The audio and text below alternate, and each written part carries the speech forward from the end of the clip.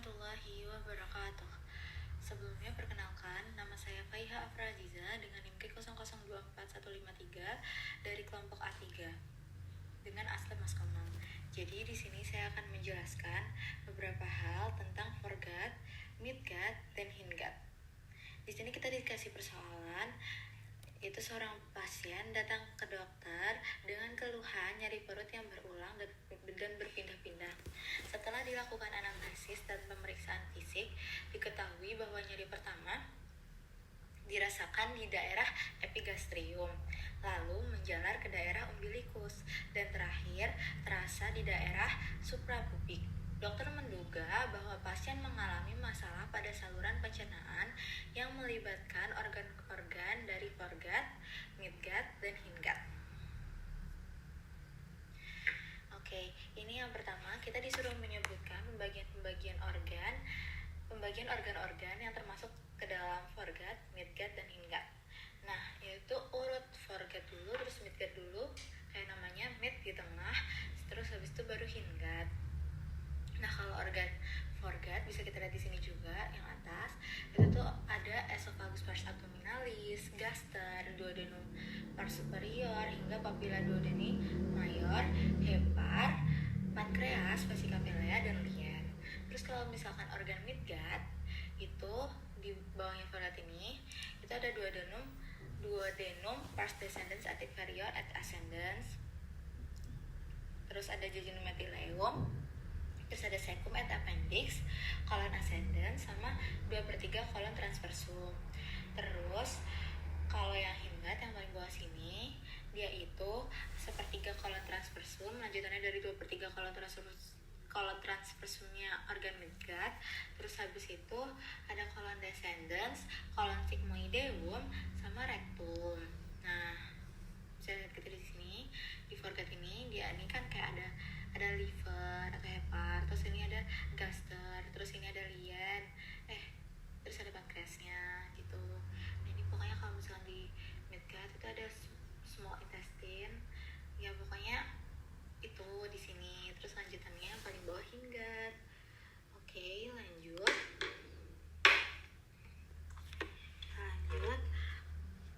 Yang kedua, ini tuh kita disuruh menjelaskan pembagian dari suplai vaskular utama dari masing-masing bagian tersebut, dari masing-masing bagian yang forgot, midgut, hindgut tadi. Nah, kita bakal bahas dari yang sistema arteriosanya dulu. Nah, sistema arteriosanya di forgot, midgut, dan hindgut itu kan beda. Kalau di forgot itu tuh dia ada truncus coeliacus di bagian sini, truncus coeliacus. Nah, truncus coeliacus ini dia tuh bercabang. Dia ada arteri hepatica communis di sini nih. Ini kan truncus coeliacus di T12 itu tuh dia tuh bercabang jadi common hepatic artery. Itu tuh kayak arteri hepatica communis sama aja.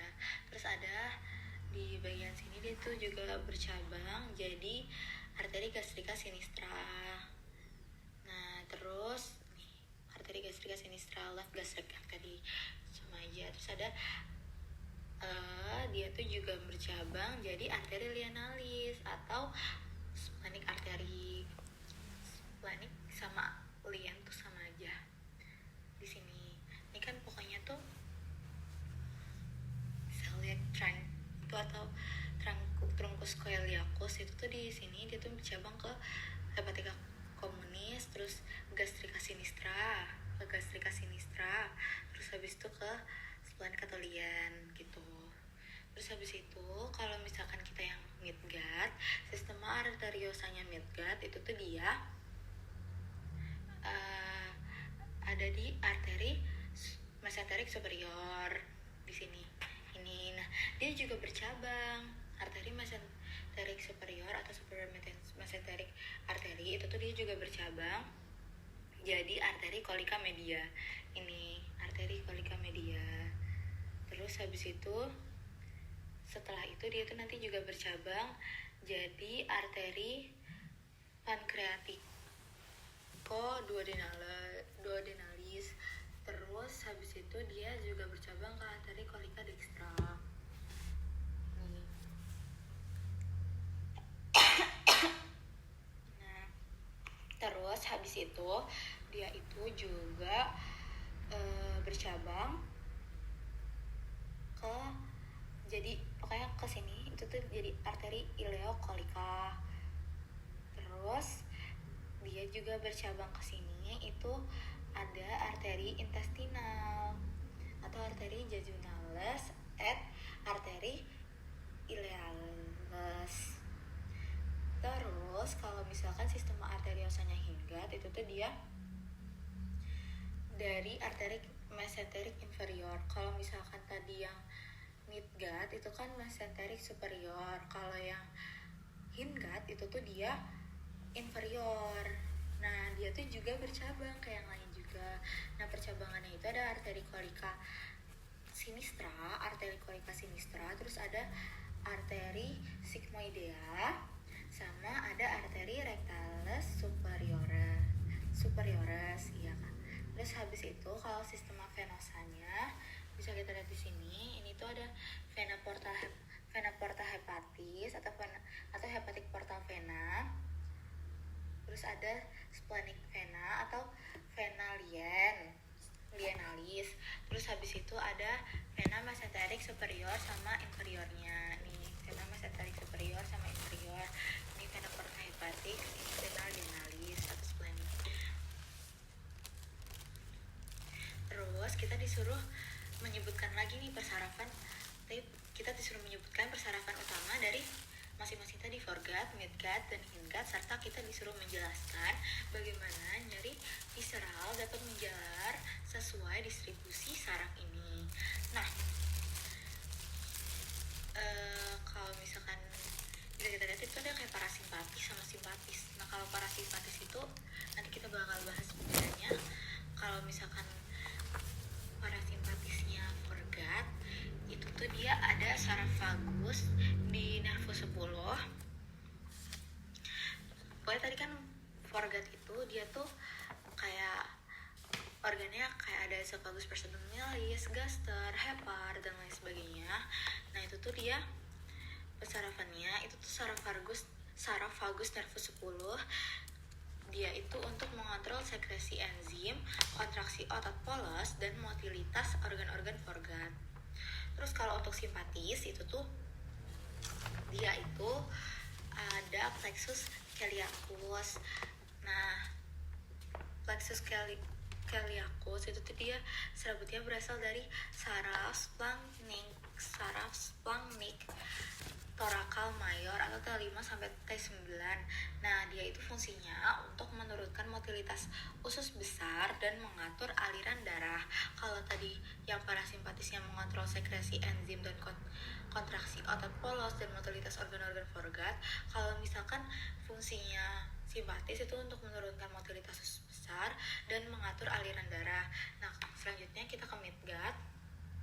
Kalau midgut ini dia tuh parasimpatisnya itu ada saraf vagus nervus 10 sama kayak ini juga. Terus dia tuh untuk mengontrol sekresi cairan pencernaan, aktivitas enzim, pokoknya itu tuh enzim lah ya, dan kontraksi otot polos di organ midgut tersebut. Nah, terus habis itu simpatisnya itu ada plexus mesentericus superior. Serabutnya itu berasal dari saraf splanchnic thoracal minor T10 sampai T11. Terus dia itu untuk mengurangi aktivitas motilitas usus. Oh iya, aku mau nambahin juga kalau misalkan aferen nyeri visceralnya dari foregut itu dia tuh serabutnya nanti mengikuti jalur simpatis menuju segmen tulang belakang T5 sampai T9. Terus distribusi nyeri visceralnya itu nanti nyeri dari foregut dirasakan nanti di epigastrim atau bulu hati, contohnya nyeri pada tukak lambung gitu. Terus tadi lanjut ke midgut juga ada aku juga mau nambahin aferen nyeri visceralnya. Kalau aferen nyeri visceralnya dari midgut itu tuh dia serabut mengikuti mengikuti jalur simpatis menuju segmen tulang belakang, nervus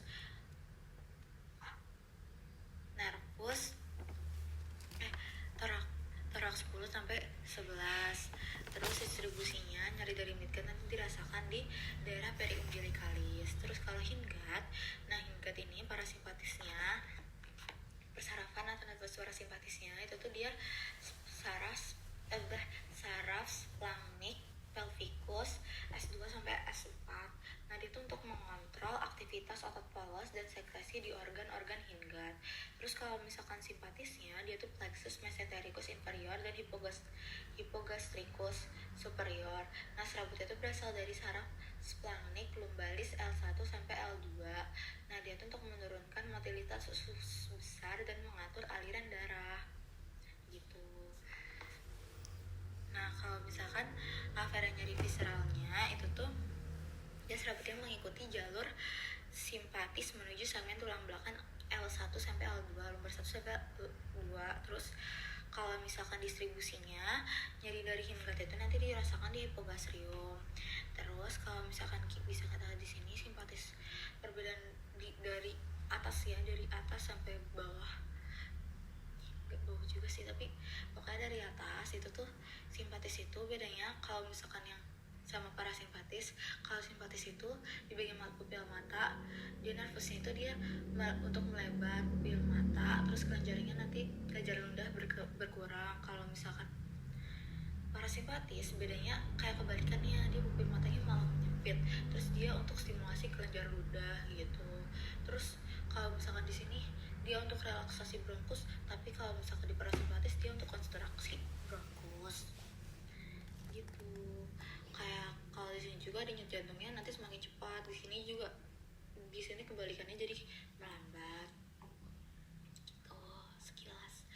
Nah, kalau dari kasusnya, kasus ini tuh dia tuh menggambarkan pola nyeri visceral yang berpindah-pindah kan tadi sesuai distribusi saraf dari foregut, midgut, dan hindgut itu.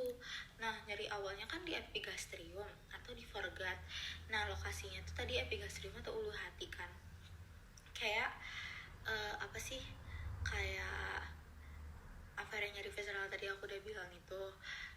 Terus nyeri awalnya kan tadi lokasinya tuh di epigastrium atau ulu hati. Nah, organ-organ yang mungkin terlibat itu ada lambung, duodenum, terus ada hati atau kandungan empedu gitu. Terus kalau misalkan habis itu kan dia dari epigastrium dia menjalar nyerinya ke umbilikus atau di bagian midgut. Terus kalau di bagian midgut itu lokasinya kan di umbilikus atau pusar.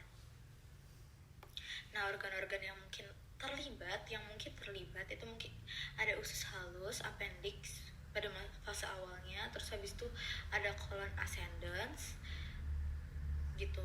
Terus kalau misalkan untuk selanjutnya dari umbilikus atau dari pusar itu kan terus dia nyerinya berakhir di suprapubik atau di hindgut.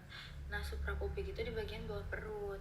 Organ yang mungkin terlibat itu ada kolon sigmoid, rektum gitu.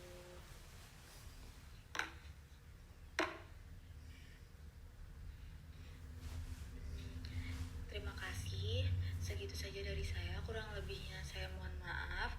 Wassalamualaikum warahmatullahi wabarakatuh.